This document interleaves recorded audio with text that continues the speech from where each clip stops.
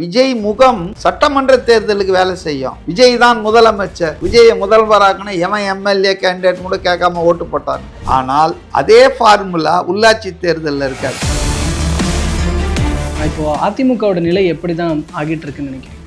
அதிமுகவின் நிலை கவலைக்கிடமாக தான் இருக்கு. அதுக்கு காரணம் அந்த தலைமை தான். இது அராஜகம்ன்ற கேள்வி கேட்டாலே அவங்கள கட்சியிலேருந்து நீக்கிடுவீங்க, பதவியை பறிச்சிருவீங்கன்னா உங்க கூட யார் இருக்கணும்? அதுவும் ஜெயலலிதா செஞ்சா டெலிவரிங் விக்ட்ரி. அவங்க சீட்டு கொடுத்தாங்கன்னா நீ எம்எல்ஏ ஆயிடலாம். உங்ககிட்ட சீட்டு வாங்கினவன் போண்டியா இருக்கிறான். விஜய் அவர்கள் ஒரு பீரோ புல்லிங் மாதிரி எம்எல்ஏ புல்லிங் பண்றாருன்ற ஒரு விமர்சனத்தை வைக்கிறாங்க. தமிழ்நாடு அரசியல் இதுவரைக்கும் இல்லாத உதயநிதிக்கு திமுக மற்ற கட்சி எம்எல்ஏ புல்லிங் பண்ணதெல்லாம் தெரியாது. ஒரு உண்மையை சொல்றேன், செங்கோட்டையன் எம்எல்ஏ பதவியை ராஜினாமா பண்றாரு. சபாநாயகர்கிட்ட கடிதம் கொடுத்துட்டு அவர் ரூம்ல இருக்காரு. அவரை ஓடி ஓடி பார்த்து பேசுறது யார் தெரியுமா? சேகர் பாபு. அவர் போன்ல ஸ்டாலினை கூப்பிட்டு ஸ்டாலின் அவரை பேச வச்சிருக்காரு. திமுகல கோல வச்சிட்டு இருக்காங்களா ஒரு 10 பேர், ஏவா வேலு, செந்தில் பாலாஜி, சேகர் பாபு, முத்துசாமி, ராஜ கண்ணப்பன், ரகுபதி, போதுமா? எல்லாம் அதிமுகல புல்லிங் பண்ணவங்க தான். திமுக இழுக்காம இருக்க முயற்சி பண்றாங்க. உங்களை சீர்திருத்துக்கு ஆள் இல்லை. நீங்க உள்ளாட்சி தேர்தல் முடிவுகள் வரட்டும். இதே அதிமுகவுக்கு நேர்ந்த கதி திமுகவுக்கு வருதா இல்லையா? பனையூரை திறந்து வச்சுட்டு உட்காந்துருக்கோம்.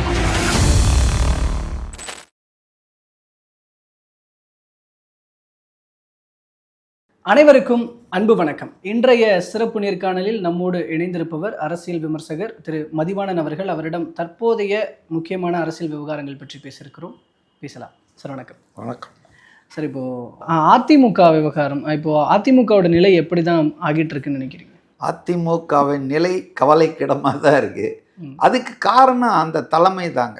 அதாவதுங்க, தோல்விகள் வெற்றிகள் எல்லா இயக்கத்துக்கும் வருங்க. ஏன் கருணாநிதி எம்ஜிஆர் மறையும் வரையில் 13 வருஷம் எதிர்கட்சியாக தான் உட்காந்துட்டு இருந்தார். தோல்வி மேல் தோல்வி, தோல்வி மேல் தோல்வி தான். ஆனால் கட்சி கலங்கலையே. 1-2 பேர் போயிருப்பாங்க, அது எப்பவுமே இருக்கும். மாஸ் எக்ஸோடஸா சனிக்கிழமை சனிக்கிழமை நான் பார்க்குறேன். பாலகங்கான்றான், இந்த பக்கம் பார்த்தா இவர் போயிட்டாரு, அவர் போயிட்டாரு. என்னங்க இது? அதிமுகவில் ஏன் இப்படி ஒரு மிகப்பெரிய அளவுக்கு போகிறாங்கன்னா தலைமை மேலே நம்பிக்கை போயிடுச்சுங்க. நீங்கள் நல்லா கவனிங்க.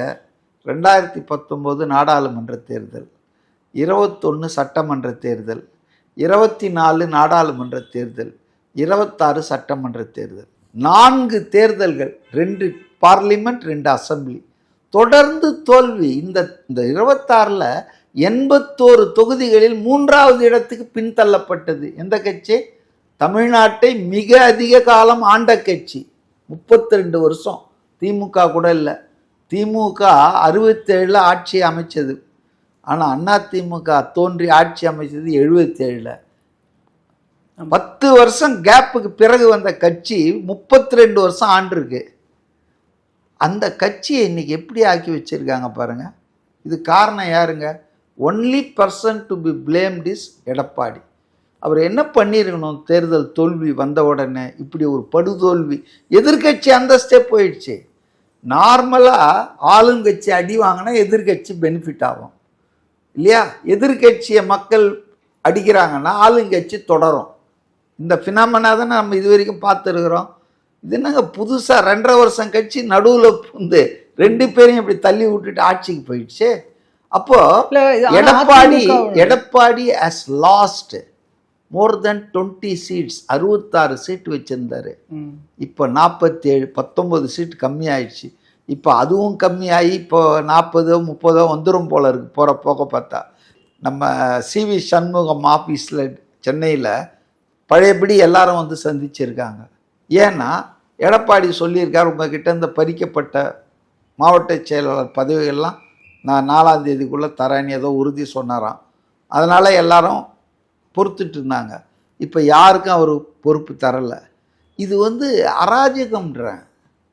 கேள்வி கேட்டாலே அவங்கள கட்சியிலேருந்து நீக்கிடுவீங்க, பதவியை பறிச்சிருவீங்கன்னா உங்கள் கூட யார் இருக்கணும்? அதுவும் ஜெயலலிதா செஞ்சால் சி இஸ் டெலிவரிங் விக்ட்ரி. அவங்க வந்து சீட்டு கொடுத்தாங்கன்னா நீ எம்எல்ஏ ஆயிடலாம். உங்ககிட்ட சீட்டு வாங்கினவன் போண்டியாக இருக்கிறான், கடனாளியாக இருக்கான், 3 கோடி 4 கோடி தொடர்ந்து தோல்வியை. அப்போ நீங்கள் வந்து அரவணைக்கணும் ஆட்களை. நான் என்ன சொல்கிறேன்னா, Edappadi should have owned responsibility for this humiliating defeat. அதாவது இவ்வளோ படுதோல்வி, தொடர்ந்து தோல்வி, இதுக்கு நான் பொறுப்பேற்றுக்கிறேன், நான் தான் பொறுப்பு. ஏன்னா நான் தான் எல்லாத்தையும் முடிவு பண்ணேன், நான் தான் பிரச்சாரம் பண்ணேன், ஜெயிக்க முடியல 4வது முறையாக, மக்கள் ஏற்றுக்க மாட்டேன்றாங்க, நிராகரிக்கிறாங்க.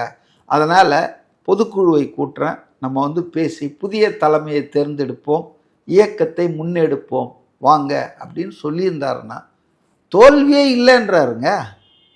இது தோல்வியே இல்லை, நான் தான் பிரச்சாரம் பண்ணேன் 200 தொகுதியிலையும் போயின்றாரு. Operation success, patient died. அதனால எனக்கு என்னன்னா, தலைமை மீது உள்ள அவநம்பிக்கை, எதிர்காலத்தை பற்றிய ஏங்க அதிமுக இருக்கிறவங்க எல்லாம் வந்து சமூக சேவைக்கு வந்திருக்காங்க. இந்த பக்கம் இந்த நிலைமை இருக்கு. இப்போ இங்க இருந்து அதிமுக எம்எல்ஏக்கள் அந்த பக்கம் போறத வந்து விஜய் அவர்கள் ஒரு பீரோ புல்லிங் மாதிரி எம்எல்ஏ புல்லிங் பண்றாருன்ற ஒரு விமர்சனத்தை வைக்கிறாங்க. தமிழ்நாடு அரசியல் இதுவரைக்கும் இல்லாத உதயநிதிக்கு வந்து திமுக மற்ற கட்சி எம்எல்ஏல புல்லிங் பண்ணதெல்லாம் தெரியாது. தேர்தலுக்கு முன்னால் ஓபிஎஸ், வைத்தியலிங்கம், மனோஜ் பாண்டியன், அதுக்கப்புறம் மதிமுக கம்பம் ராமகிருஷ்ணன், அனிதா ராதாகிருஷ்ணன், இன்னைக்கு திமுகவில் கோல வச்சிட்டு இருக்காங்களா ஒரு 10 பேர், ஏவா வேலு, செந்தில் பாலாஜி, சேகர் பாபு, முத்துசாமி, ராஜ கண்ணப்பன், ரகுபதி, போதுமா? எல்லாம் அதிமுகவில் வந்து புல்லிங் பண்ணவங்க தான். இவருக்கெல்லாம் பேசுறதுக்கு எவனோ எழுதி கொடுக்குறான்டாலும் உளறிட்டு இருக்காங்க. என்ன பீரோ புல்லிங்க, என்னங்க பீரோ புல்லிங்க? ஏங்க அப்படியே கேட் கிராஷ் பண்ணி அப்படியே சனிக்கிழமை 5 மணி நேரம் காத்துட்டு இருக்காங்க வாசல்ல. 3 முறை அமைச்சராக இருந்த கடம்பூர் ராஜெல்லாம் உங்களா மாதிரி யாராவது ஒருத்தர் வந்தாங்கன்னா, ஸ்டாலின் வந்து உடனே பனையூர் பாபு எக்ஸ்எம்எல்ஏ, கோயம்புத்தூரில் தோற்று போன ஒரு காங்கிரஸ் தலைவி வந்தால் ஸ்டாலின் வர்றார், விஜய் வராரா? எங்கேயாவது விஜய் வந்திருக்காரா? புஷி ஆனந்த், ஆதவ் அர்ஜுனா இந்த ரேஞ்சில் தான் வச்சுருக்காங்க. அங்கே ஆட்கள் ஓடுறாங்க. எலெக்ஷனுக்கு முன்னால் அவங்க கதவை டைட்டாக சாத்தி வச்சுட்டாங்க. அது ஒரு நோக்கம், இவங்களாம் வந்து சீட்டுக்கு எடுத்து பிரச்சனை ஆகும்னு. ஆனால் இன்றைக்கி ஆட்சி அமைச்சிட்டாங்க, அவங்களுக்கும் கட்டமைப்பு வேணும், அவங்களுக்கும் அனுபவம் உள்ள தலைவர்கள் வேணும். உள்ளாட்சி தேர்தல் வருது 8 மாதத்தில். விஜய் முகம் சட்டமன்ற தேர்தலுக்கு வேலை செய்யும்.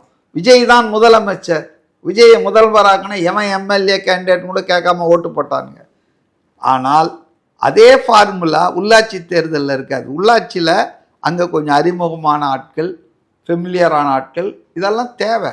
அப்போ அவங்க கட்சியை வளர்க்கணும்னு அவங்க நினைக்கிறாங்க. உங்கள் கட்சியிலேருந்து வந்து பிடுங்கிட்டு போகல, மோடி பிடுங்குற மாதிரி திரிணாமுல் காங்கிரஸை, உத்தவ் தாக்கரே கிட்ட இருந்தெல்லாம் அவங்க ஓடிடுறாங்க. அவங்கள துரத்தி விடணுன்றீங்களா? துரத்துனா பெஞ்சமின் மாதிரி அங்கே போயிடுவாங்க. அறிவாலயம் பக்கம் போனால் ஓகேவா? அது என்ன புள்ளிங்க? உதயநிதியை கேட்குறேன், பெஞ்சமினை இழுத்தார சேர்த்துக்க மாட்டேன்னு சொல்ல வேண்டியது தானே. துணை மேயராக இருந்தவர், அமைச்சராக இருந்தவர், அவர் மேலே நிறைய ஊழல் புகார் இருக்கு. அவனை வந்து வேணாம் நீ போப்பான்னு சொல்ல வேண்டிய. அப்போ என்கிட்ட உங்களுக்கு ஒரு உண்மையை சொல்கிறேன், செங்கோட்டையன் எம்எல்ஏ பதவியை ராஜினாமா பண்ணுறாரு. சபாநாயகர்கிட்ட கடிதம் கொடுத்துட்டு வந்து அவர் ரூமில் இருக்கார். அவரை ஓடி ஓடி பார்த்து பேசுனது யார் தெரியுமா? சேகர் பாபு அமைச்சர். என்ன பேசினார் தெரியுமா? அண்ணே, எல்லாரும் இங்கே தான் நாங்கள்லாம் இருக்கிறோம், நம்மெல்லாம் ஒன்றுக்கு ஒன்றா இங்கே இருப்போம், நீங்கள் இங்கே வந்துருங்க அப்படின்னு பேசுனது. 1/2 மணி நேரம் வாதாடி இருக்காரு. அவர் ஃபோனில் ஸ்டாலினை கூப்பிட்டு ஸ்டாலின் அவரை பேச வச்சுருக்காரு. ஸ்டாலின் சொல்லியிருக்காரு, இந்த மாதிரி வந்து நம்ம கவனிச்சிக்கலாங்க, எல்லாம் நம்ம எல்லாம் ஒன்றா இருப்போம், திராவிட பாரம்பரியம் அப்படின்லாம் பேசியிருக்காரு. ஆனாலும் செங்கோட்டையனுக்கு மனசு ஒப்பலை. தீய சக்தின்னு அம்மாவாலும் எம்ஜிஆராலும் முத்திர கொட்டப்பட்ட ஒரு கட்சிக்கிட்ட நான் வரமாட்டேன்னு சொல்லிட்டு நேராக பனையூருக்கு காரை விட்டார். ஸோ அதனால் திமுக இழுக்காமல் இருக்க முயற்சி பண்ணுறாங்க. உங்களை சீர்திருத்துக்கு ஆள் இல்லை. நீங்கள் உள்ளாட்சி தேர்தல் முடிவுகள் வரட்டும், இதே அண்ணா திமுகவுக்கு நேர்ந்த கதி திமுகவுக்கு வருதா இல்லையா? பனையூரை திறந்து வச்சுட்டு உக்காண்டிருக்கணும். அதனால் வந்துங்க, ஒரு கட்சிக்கு வருபவர்களை தடுக்க முடியாது. ஆனால் நீங்கள் ஒன்று ஊழல் மிகுந்தவர்கள், ஊழல் குற்றச்சாட்டுக்கு ஆளானவர்கள், இது போல் ஆட்கள் சேர்த்துக்கிட்டு அவங்களுக்கு வந்து திரும்ப போட்டி போடுங்க, மந்திரி ஆக்குறோம், முக்கிய பொறுப்பு கொடுக்குறோன்னா அது தப்பு. ஆனால் ஒரு கட்சியில் ஒரு அனுபவம் வாய்ந்த பிரபலமான ஆட்களை சேர்த்துக்கிறதுல என்ன தப்பு? தப்பு ஒன்றும் இல்லையா? உங்கள் கட்சிக்கு வந்தால் சேர்த்துக்காத இருப்பீங்களா? ஊர் பேர் தெரியாதவங்க நீங்களே வந்து நிற்கிறீங்களா? அறிவாலயத்தில் யாரோ வராங்களா பார்ப்பான்ட்டு. இங்கே அப்படி இல்லையா? Vijay is not involving in this process. அது ஆதவ் அர்ஜுனா, புசி ஆனந்த் அவங்க போஸ்டராங்க வராங்க. ஸோ அதனால் விஜய் வந்துங்க ஊழலற்ற நிர்வாகத்தையும் போதையில்லா தமிழகத்தையும் உருவாக்குவதுன்னு கங்கணம் கட்டிட்டு வேலை செஞ்சுட்டு இருக்காருங்க. You will see the result after 6-7 months. அப்போ பாருங்க, அப்போதான் தெரியும். கண்டிப்பாக பொறுத்திருந்து பார்ப்போம் என்ன நடக்குதுன்னு. பல்வேறு தகவல்கள் மற்றும் கருத்துக்களை பயந்து கொண்டு ரொம்ப நன்றிங்க சார்.